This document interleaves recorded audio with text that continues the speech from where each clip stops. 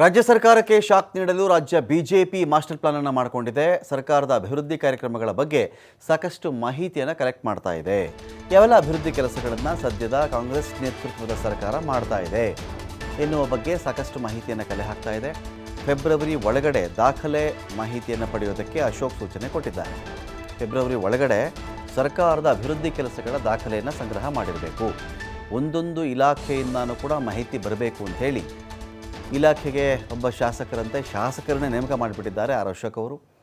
Budget ಅಧಿವೇಶನದಲ್ಲಿ ಸರ್ಕಾರವನ್ನು ಇಕ್ಕಟ್ಟಿಗೆ ಸಿಕ್ಕಾಕ್ಸೋ ಪ್ಲ್ಯಾನ್ ಇದೆ ಅಶೋಕ್ ಅವರದ್ದು.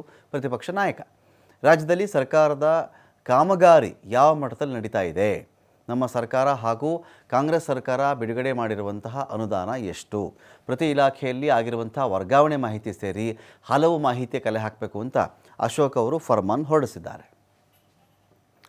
ಇದೀಗ ಸ್ವಾಮಿ ಇದ್ದಾರೆ. ಸ್ವಾಮಿ, ಯಾವೀಗ ಒಂದು ಕಡೆ ಹಿಂದಿನ BJP ನೇತೃತ್ವದ ಸರ್ಕಾರ ಕಮಿಷನ್ ತಿಂದಿತ್ತು, ಹಣ ಬಿಡುಗಡೆ ಮಾಡಿರಲಿಲ್ಲ, ಸಾವಿರಾರು ಕೋಟಿ ಹಗರಣ ಆಗಿದೆ, ಇಲ್ಲಿ ತನಿಖೆ ಕೊಟ್ಟಿದ್ದೀವಿ, ಲೋಕಾಯುಕ್ತ ತನಿಖೆ ಮಾಡ್ತಾ ಇದ್ದಾರೆ, ನಿವೃತ್ತ ನ್ಯಾಯಮೂರ್ತಿಗಳಿಗೂ ತನಿಖೆ ಮಾಡೋಕ್ಕೆ ಹೇಳಿದ್ದೀವಿ, ಡಾಂಬರಿಂದ ಹಿಡಿದು ಎಲ್ಲ ಕಡೆ ಈ ತನಿಖೆ ನಡೀಬೇಕಾಗಿದೆ, ಹಾಗಾಗಿ ಬೊಕ್ಕಸವನ್ನೇ ಬರೆದು ಮಾಡಿ ಹೋಗ್ಬಿಟ್ಟಿದ್ದಾರೆ ಇವರು ಅಂತ ಕಾಂಗ್ರೆಸ್ ಆರೋಪ ಮಾಡುತ್ತೆ.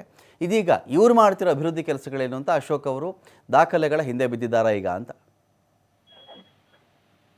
ಖಂಡಿತ ರಮಕಾಂತ್, ಈಗಾಗಲೇ ಸರ್ಕಾರವನ್ನ ಇಕ್ಕಟ್ಟಿಗೆ ಸಿಲುಕಿಸೋದಕ್ಕೆ ಅಂದ್ರೆ ಕಾಂಗ್ರೆಸ್ ಸರ್ಕಾರ ಅಧಿಕಾರಕ್ಕೆ ಬಂದ ಮೇಲೆ ಆಗಿರುವಂತ ಅಭಿವೃದ್ಧಿಗಳನ್ನ ವಿಚಾರಗಳನ್ನ ಇಟ್ಕೊಂಡು ಕಾಮಗಾರಿಗಳನ್ನ ಇಟ್ಕೊಂಡು ಸರ್ಕಾರವನ್ನ ಇಕ್ಕಟ್ಟಿಗೆ ಸಿಲುಕಿಸೋದಕ್ಕೆ ಈಗ ಬಿಜೆಪಿ ನಾಯಕರು ಮುಂದಾಗಿರುವಂತದ್ದು. ಅದರಲ್ಲಿ ಈಗಾಗಲೇ ವಿಪಕ್ಷ ನಾಯಕರಂತ ಅಶೋಕ್ ಅವರು ಸಾಕಷ್ಟು ಸಲಹೆ ಸೂಚನೆಗಳನ್ನ ಕೊಟ್ಟಿರುವಂತದ್ದು. ಅಂದ್ರೆ ಕಾಮಗಾರಿಗಳು ಅಭಿವೃದ್ಧಿಗಳು ಯಾವ್ಯಾವ ಆಗಿದೆ ಸಂಪೂರ್ಣವಾದಂತ ಒಂದು ಮಾಹಿತಿ ಪಡೆಯಿರಿ ಅಂತ ಹೇಳಿ ಬಿಜೆಪಿ ವಲಯದಲ್ಲಿರುವಂತಹ ಒಂದ್ ರೀತಿ ಆಕ್ಟಿವ್ ಆಗಿರುವಂತ ಶಾಸಕರುಗಳಿಗೆ ಸೂಚನೆ ಕೊಟ್ಟಿರುವಂತದ್ದು. ಯಾಕೆಂದ್ರೆ ಫೆಬ್ರವರಿಯಲ್ಲಿ ಬಜೆಟ್ ಅಧಿವೇಶನ ಬರುತ್ತೆ ಹಾಗೂ ಲೋಕಸಭಾ ಚುನಾವಣೆ ಕೂಡ ಸಿದ್ಧತೆ ಆಗ್ತಾ ಇದೆ.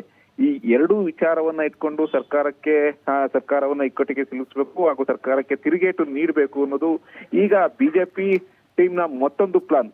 ಹಾಗಾಗಿ ಪ್ರತಿ ಸಚಿವರು ಅವರವರ ಇಲಾಖೆಯಡಿ ಯಾವ ರೀತಿ ಒಂದು ಅಭಿವೃದ್ಧಿಗಳನ್ನ ಮಾಡ್ತಾ ಇದ್ದಾರೆ, ಯಾವ್ಯಾವ ಕಾಮಗಾರಿಗಳಾಗಿವೆ, ಅದನ್ನು ಸಂಬಂಧಪಟ್ಟಂತ ಸಂಪೂರ್ಣವಾದಂತ ಒಂದು ವಿವರಗಳನ್ನ ಪಡೆಯೋದು, ಜೊತೆಗೆ ಈ ಹಿಂದೆ ಬಿಜೆಪಿ ಸರ್ಕಾರದಲ್ಲಾಗಿದಂತಹ ಯೋಜನೆಗಳು, ಅಭಿವೃದ್ಧಿ ಹಾಗೂ ಅನುದಾನ ಸೇರಿದಂತೆ ಎಲ್ಲವನ್ನೂ ಮಾಹಿತಿಯನ್ನು ಸಂಗ್ರಹಿಸಿ ಆ ನಂತರ ಅದನ್ನ ಪಡೆದುಕೊಂಡು